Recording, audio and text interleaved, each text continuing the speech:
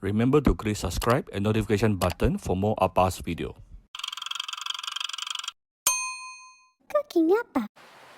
Hi, this is Cooking Appa. Today Appa is going to make a potato stew. My family favorite dish actually, especially for my 5-year-old girl. Yeah, she loves this. Okay, so let's see what do we have here. I have approximately, I would say about 200 grams of potato cut into wedges. You can also cut into slices, up to you. And the thing about potato is that right after you cut, remove the skin and you cut it, you have to soak it under water. Two reasons. Number one, if you don't do that, it's going to oxidize very fast. Number two, it helps to wash away the starch on the surface here of the potato, so that it will not be too starchy or too sticky when you cook later. And you can choose to whether you want to pan fry or you straight away cook or not. Totally up to you. Then we will have a bit of this is minced pork or any minced meat you have. Probably I never measure lah, but probably about somewhere around 50 grams. We are going to marinate it later, yeah. And 1 teaspoon of 5-spice powder. This is approximately 1 tablespoon of minced garlic and shallot each. And this is chicken stock, right? 1 big bowl of chicken stock. Let's very quickly marinate the minced meat here. I'll give it about 1 tablespoon at least of light soy sauce. Few dashes of white pepper. And some Shao Hsing wine. Of course, if you don't take alcohol, you just forget about the Shao Hsing wine part. You don't need to find replacement. Okay? Some people ask, why does Chinese always use cooking rice wine? Because it helps to it helps to bring up the fragrance of the dish. Number two, it actually helps to remove any gaminess from the meat itself, if any lah. As you can see from here, what we are doing here is also what Chinese normally call 打水. See, there's no more water. All liquid we added inside has been absorbed by the meat itself. This way, the meat will not be too dry later. Chinese call this 打水, beat water, like literally meaning beating water into the meat itself. Of course, the water I'm using here is the Shao Hsing wine and also light soy sauce. Okay, so prepare a pan or wok, put in some oil here. I'm going to pan fry the potato to char the surface a little bit so that it will have some enhanced flavor. But like I mentioned earlier, this is optional. If you want to straight away cook it, by all means do it. And it's actually easier for you to use a non-stick for this part because the potato actually tends to stick easily because of the starch. Of course, here just now I cook it under water and you did manage to help wash away some starch on the surface. So keep on stirring this. I'll probably cook it for probably about 2-3 minutes. Later we are still going to stew, yeah.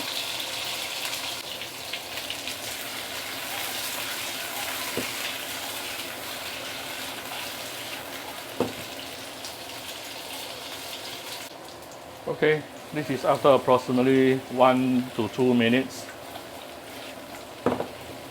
pan frying. You can see some of the edges or surface is already charred. Definitely this is more fragrant. Okay, just going to set this aside. Next, we're going to put in about 2 tablespoons of vegetable oil.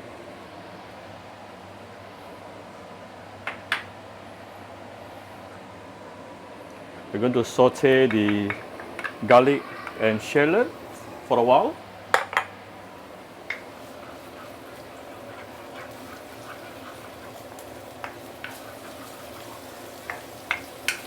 Immediately we can smell the nice fragrance, nice aroma coming out from garlic and shallot.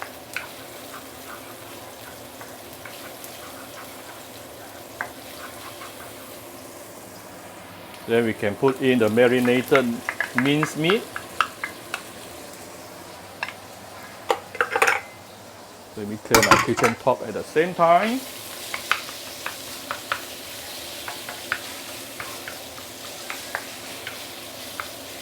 You can also add in, during the marination, you can also add in a bit of oil inside the minced meat. It will be even easier to stir fry. So we are going to saute the minced meat together with the shallot and also garlic for a couple of minutes before we continue. We'll come back shortly. Like what I did with the potato wedges, I also want to char the minced meat to give it some enhanced flavor. And at the same time, it will help to release the pork lard. Yeah.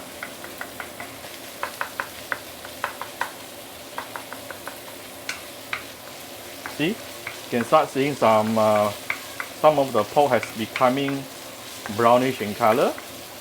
This is very fast, only about 1-2 minutes. You'll get it. I'm using medium high heat. Yeah.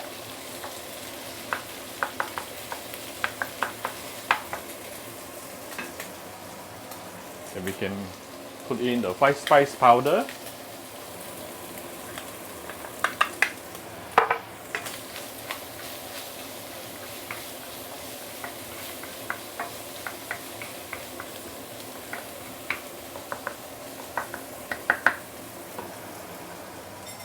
Follow with the chicken stock.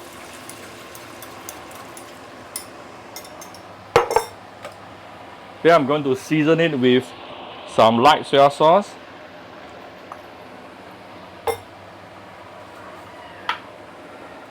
few dashes of white pepper,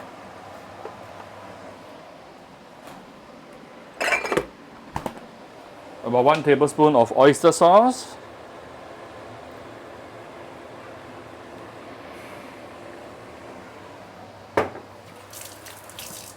some Shao Hsing wine.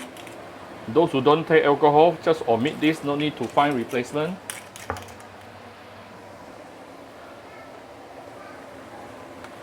A bit of salt.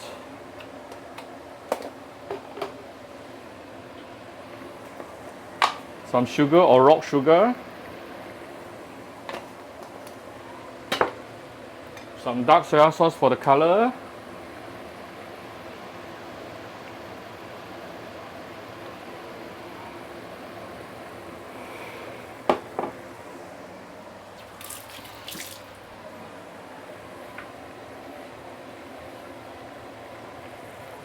Oh, fragrant, very fragrant. You can add some star anise and cinnamon stick if you like. Next thing is our potato wedges or slices. Yeah. It is now boiling. We are going to, after it is boiling, close it with a lid and tune down to medium low. And let it simmer for probably 15 to 20 minutes, basically until your potato is fully cooked. Alright, this is after about 12-13 minutes. I just want to come to check the water level because it can actually dry out. So don't, if you're simmering something on your stove, do not just keep it like that. Yeah, every 5-10 minutes you should come and check out the water level. As you can see from here, yes, reduced, definitely. The broth has already thickened out by itself as well.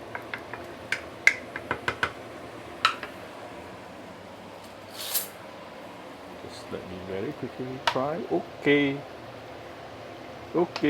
yep. Why it doesn't need a very long time? Because we already pan fried for about 2 minutes earlier, remember? So that will shorten the cooking time, the simmering time. It's already softened enough, and this is only approximately 13 minutes. Okay, so of course, right before serving, you can do some final tasting to see whether the sweetness and the savory flavor is enough. To me, it's just nice. I can just give it some garlic oil towards the end. This is optional. And it's basically done. I can serve now. Only takes us about 13 minutes simmering. All right, very simple. If you have some spring onion, you can sprinkle a thaw as well. Today Appa lazy. Okay, so I hope you like my very simple video today. If you like my video, do share my video on your Facebook to your friends. Come to Cooking Appa Facebook fan page to click like and follow button. Follow Appa on Instagram and subscribe to Cooking Appa YouTube channel. Enjoy your dinner with your family. Bye bye.